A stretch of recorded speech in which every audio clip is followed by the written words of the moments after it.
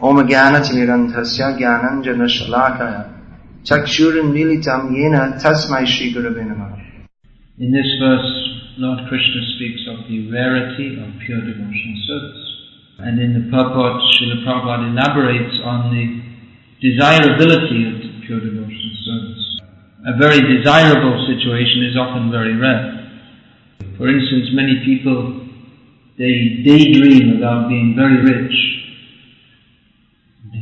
They daydream, they imagine. But the number of very rich people is very few. Of course, being very rich in the worldly sense is not very valuable. And very rich doesn't mean very happy. So real wealth is to be rich in bhakti. But most people don't realize this.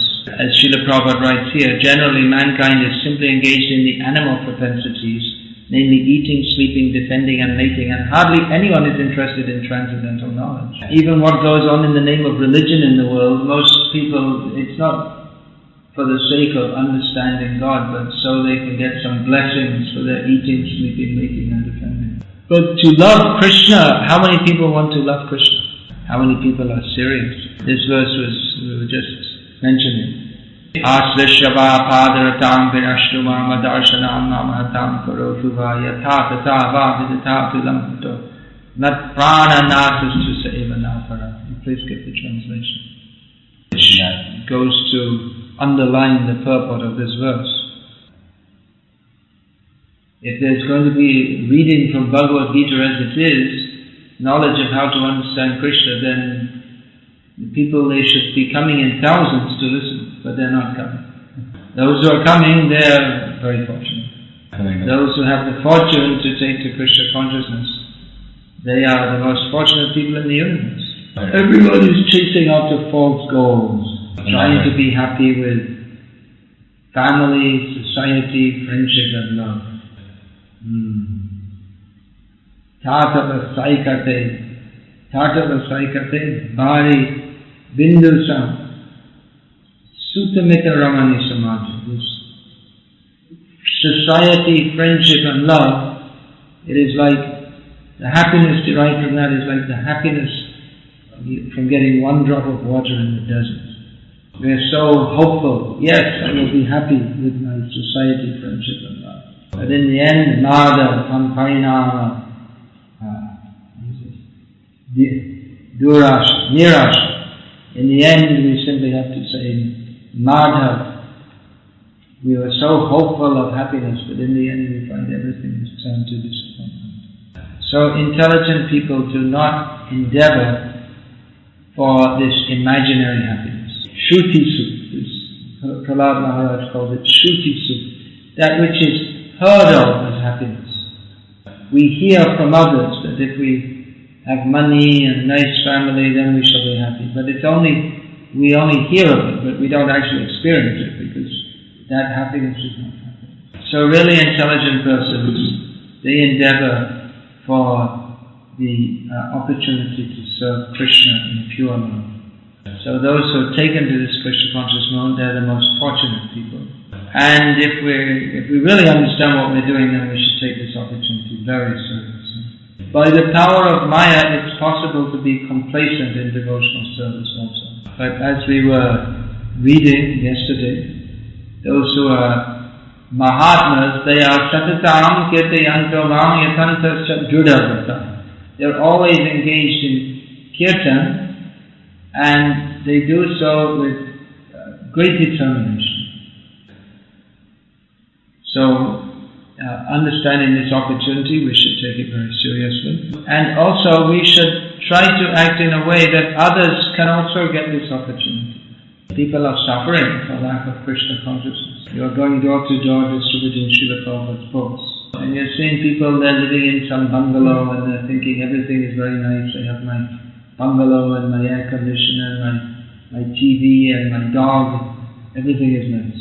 But devotees see this as like a prison. They're trapped in the illusion of thinking I'm happy in this material world. They do not know what is the actual life of Krishna consciousness.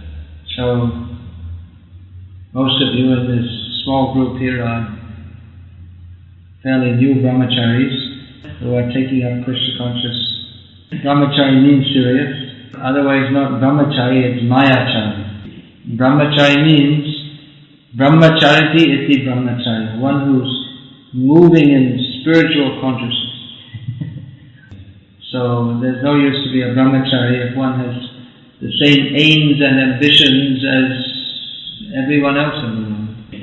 Brahmachari means Brahmachari Gurukule Vasam Danto Guru Ritam Acharam Dasavam Nicho Sudridha Guru Sudridam. Brahmachari lives in the place of the Guru. He's not holding on to his mother's side, he's holding on to the lotus feet of the Guru. And he doesn't think, he is not living thinking how I can get my advantage. Everyone in this world is thinking how I can get my own benefit. The Brahmachari lives in the Gurukul thinking how I should act in a way that my Guru will be satisfied. And very humble in his behavior. He's just like a menial servant. In the Brahmachari ashrams there are no strikes, revolutions, there are no trade unions, but simply one acts as a humble and menial servant. And whereas in the material world everyone is trying to promote themselves as a big shot, but in Brahmachari life one is thinking of himself as a little shot. Spiritual life means just the opposite of material life. Instead of trying to stand on everyone's head and kick on everyone's head, the devotee becomes the servant of everyone. Dasavana Acharan Nicho Sudurda Guru Sofridam. And the Brahmachari acts in a way with very great affection for Guru. So this is the great opportunity of Brahmachari life. I've written this book on Brahmachari life because it's such a good opportunity for making spiritual advance. As I wrote in the very beginning of the book, that non-devotees, they cannot appreciate this. They will think that, well, you're just spoiling your life.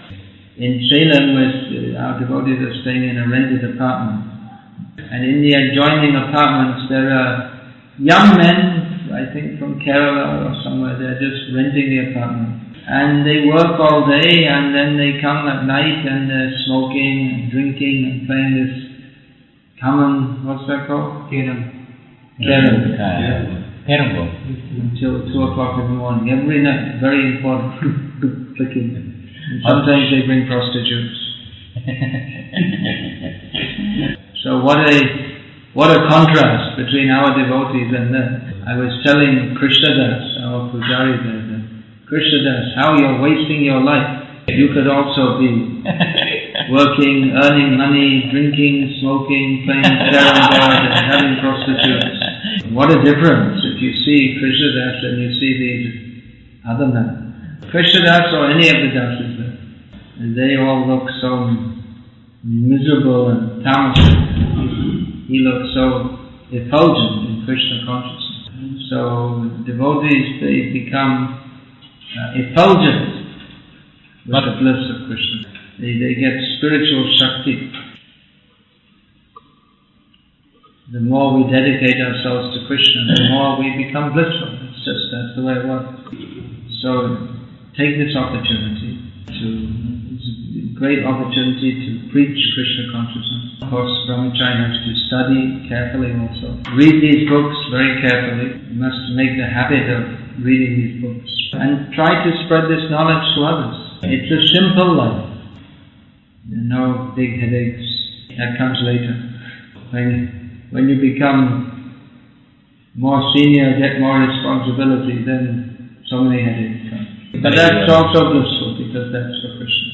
I just got a phone call from Salem that they've secured some new land just outside the city for building a temple. Congratulated Gokul Chandra is phoning me that you're making a contract to put yourself into anxiety for the next so many years. Nice. He needs at least 5 crores, but he doesn't even have 75,000 to make the down payment. So he's pledged himself to a life of anxiety. That is also blissful. Not that he's building some apartment so that he can live there and be in Maya. But he wants to build a temple for Krishna so that we can teach people how to come out of Maya. Otherwise there's no point to build a temple. There are so many temples being built. It's just people come, they see, and they go, and their life doesn't change. But our ISKCON centers, they give people knowledge and inspiration how to actually become Krishna conscious, how to actually make advancement in spiritual life. People are very anxious to go to Tirumalai for Balaji Darshan. Actually, for actual spiritual development, it's much better to come here, actually. You may say, well, how is that? Tirumalai is famous, ancient temple.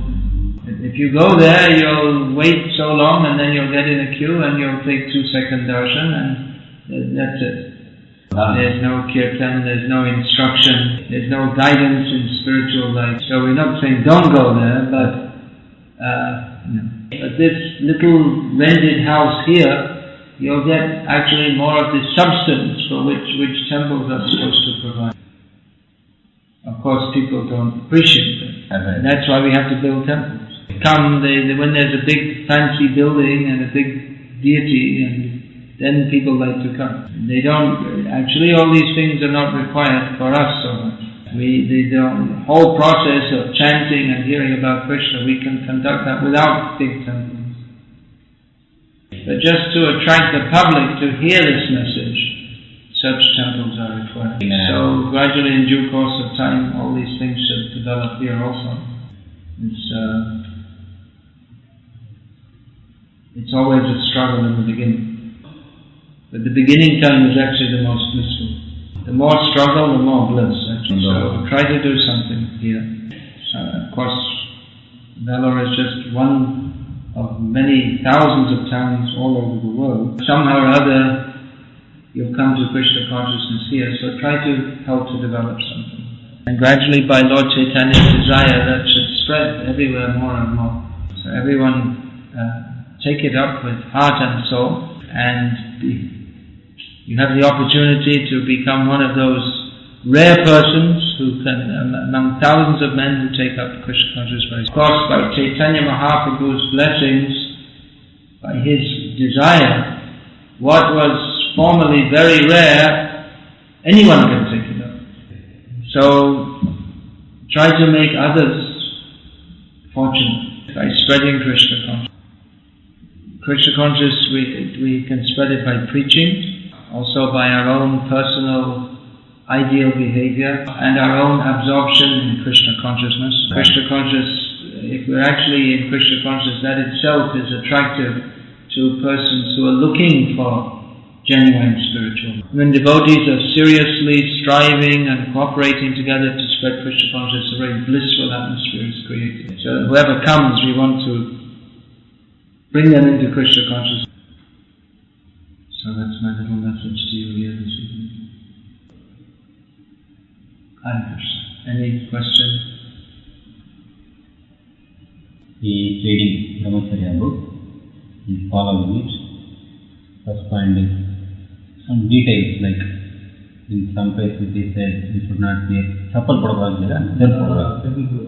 In some places we should not wear chappal. Don't wear chappals? He is saying, like in the Brahmacharya book, the Brahmacharya should live absent as possible. That I am following to the most of the extent. But in one place it is written, we have written about the traditional Brahmachari. They will not wear chappal, they will not wear shirt. That also we have to follow. Like no, we shouldn't follow. They have to wear this belt made of metal and hold a stick. Circumstances are different in the modern age. So the details are different, but the purpose is the same.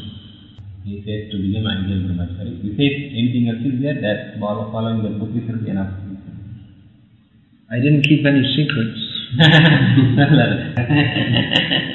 I'm not cheating you. But one important thing I put in that book is that our main aim is not to be a brahmachari, but to be a devotee. Devotee means brahmachari. We're not so much concerned with the showing I'm a brahmachari as actually trying to develop our devotion. We should understand that brahmacharya is a means and not an end. He is saying we are chanting sincerely. Like we are saying that when we chant, we should remember Krishna. But even we practice chanting also, even if it makes so much effort also, actually so many thoughts come. It's a common question. Mind is very disturbed. As a primary symptom of Kali Yoga, Upadruta, the mind is very disturbed. But we should go on chanting. And gradually by mercy of Guru and Krishna, then our chanting will improve. You have a question? Yes, sir. For some devotees, it is very easy to practice Brahmacharya. No issue. For some it is difficult because of bad samskars. So the samskars when we change, difficult. Let me translate the question. The whole process of bhakti is based on the understanding that by good association we can transcend our material background and come to the spiritual platform. But it may be that the samskars are very strong, but that shouldn't affect our advancement in Krishna consciousness. If one is not fit for lifetime brahmachari life, then you can get married and continue Krishna consciousness in family life, that's all. On the road, some car may be going very fast and another one more slowly, but they're both heading towards the same goal. They'll both reach there eventually. They'll both reach the same destination. So if you're not practiced to drive fast, then you can drive slowly. And driving slowly, in some ways, that's safer also. So we have to see what's suitable for each person. Generally, of course, the householder life means so much absorption in things which have got nothing to do with Krishna consciousness. If one has the opportunity to practice brahmachari life, then it's very wonderful opportunity to quickly make progress in Krishna consciousness.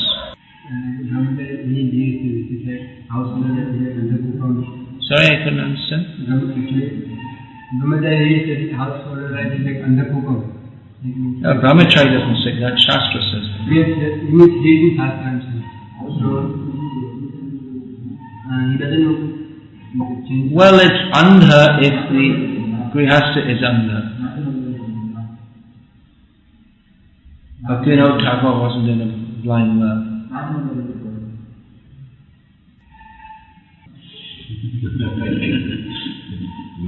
So, we'll finish there now. Hare Krishna. Srila Prabhupada ki jai. Hare Krishna.